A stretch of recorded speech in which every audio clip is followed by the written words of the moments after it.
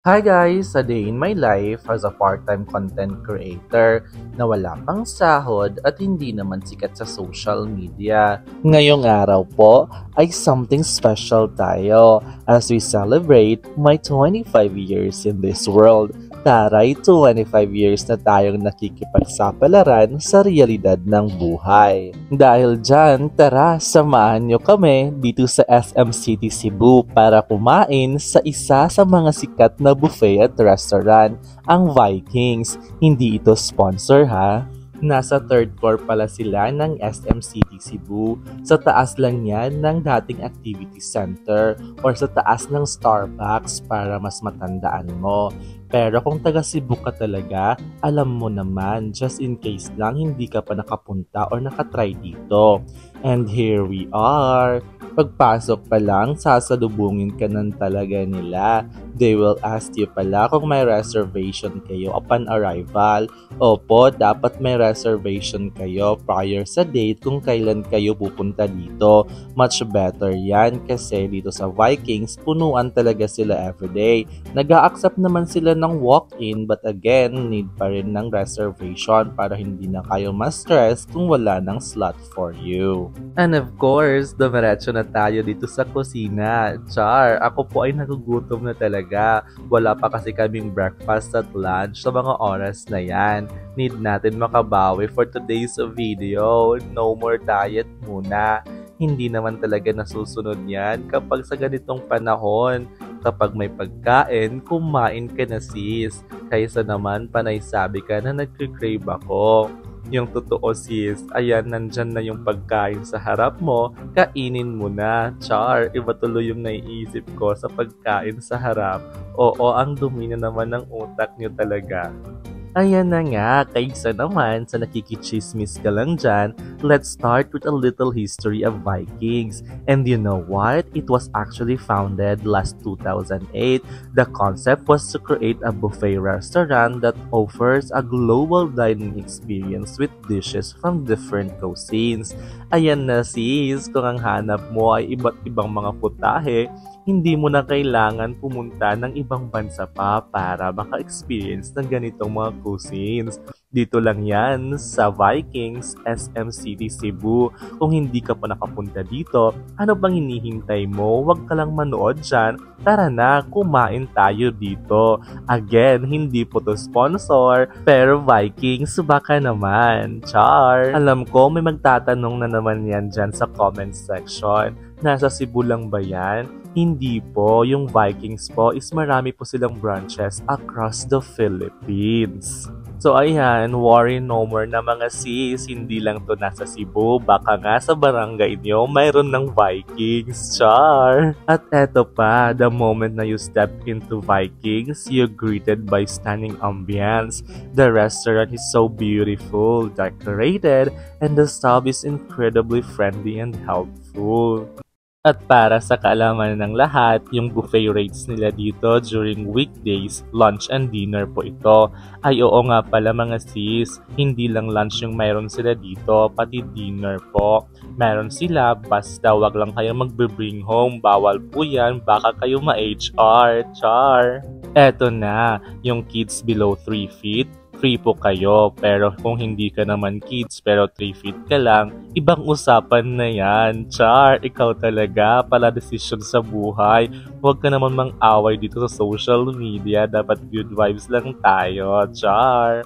Ayan, tapos kung 4 feet naman, syempre, di yan libre. 358 pesos lang yung babayaran ninyo. Tapos kung 3.1 to 4.6 feet ka naman, 568 pesos yung babayaran. For adults, it's 928 pesos naman. Pero kung ikaw ay 75 years old and above, 50% discount po yung makukuha ninyo. Diba ang bongga? Kayo na yung mag-compute kung magkano yung 50% dun sa 928 pesos. Huwag nyo na akong papagproblemahin pa dyan. Char! Pero again, iba pa rin yung rate nila kapag weekend. Oo, diba matalino sila? Kasi kapag weekend, as in punuan talaga yung slots. Lalo na kapag holiday season, hindi ka talaga makakatsamba ng slots dito. During weekend, ito po yung price nila, nasa 1,038 pesos for adult na yan. Eto pa, pero kapag birthday ng kasama mo or birthday mo, libre ka na po dito. Just present a valid ID. You can enjoy your moment na dito. Kaya kung ikaw, birthday mo ngayon o bukas, tapos tinatamad ka magluto, dito ka na sa Viking. Sulit na sulit po yung babayaran mo. Hindi naman ibig sabihin birthday mo, pupunta ka na lang ng mag-isa sis. Of course, dapat may kasama ka para maka-avail ka ng libre sa birthday mo. Diba? Lulugiin mo pa yung Vikings. Kasi siniswerte? Char! Yung lunchtime pala nila, open na sila around 10 a.m. until 1 or 2 p.m. lang yung last nila. At kung dinner naman, mas matagal siya kasi from 5 p.m. until 10 p.m. na hanggang mag-close na talaga yung mall. Tingnan lang natin kung hindi ka magsawa sa pagkain nila doon. Sa mga oras na yan, tayo ay titikim na. Hoy, anong titikim? Ikaw talaga, ang dumi ng utak mo. Siyempre, dapat talaga tikman na yan. Yung pagkain na nasa harap ko, nako, ikaw talaga. So as you can see, vegetarian tayo for today's video. Kasi mamaya pa yung karne. Char, walang ganun sis. Kain tayo hanggang mabusog tayo. Sayang naman yung binayad natin na 900 pesos, diba? Pero I don't know kung ako lang ba yung nakaka-experience dito. Kapag wala pa yung pagkain sa harap mo, feeling ko gutom na gutom ako. The moment nakakain ka na, okay ka na sa isang plato mong kinuha para madali ka lang mabusog. Feeling ko talaga may magic dito sa mga buffet restaurant. Kasi kung kakain naman ako sa mga restaurant na hindi only, feeling ko nakukulangan ako. Hay nako, self talaga hindi kita maintindihan. Don't know kung ako lang yung nakakaranas nun. If nakakaranas ka naman, paki-comment naman sa comment section para malaman natin. At pa-share and react na lang din. Malaking tulong na po yan. Diba? Sabi ko kanina, kapag birthday mo, libre ka dito. Basta may kasama ka lang at least isang tao. May pa-cake din silang binibigay sa'yo para i-blow mo. Huy, anong blow na naman dyan? Madumi talaga yung otak mo. Pero oo, i-blow mo talaga yan. Sabayan pa ng wish for your good health. And of course, hindi lang yan. Mayroon din silang pa-birthday song. Panoorin nyo ito. On behalf of Vikings family, we would like to greet and sing a happy birthday to Xavier Rafael. Happy birthday to you! Pam, pam, pam, pam. It's your birthday today, it's your birthday today. Hey! Happy to see your day, happy birthday. It's your birthday today, it's your birthday today. Hey! Happy to see your day. La la la la la la la la la la la la la la la la.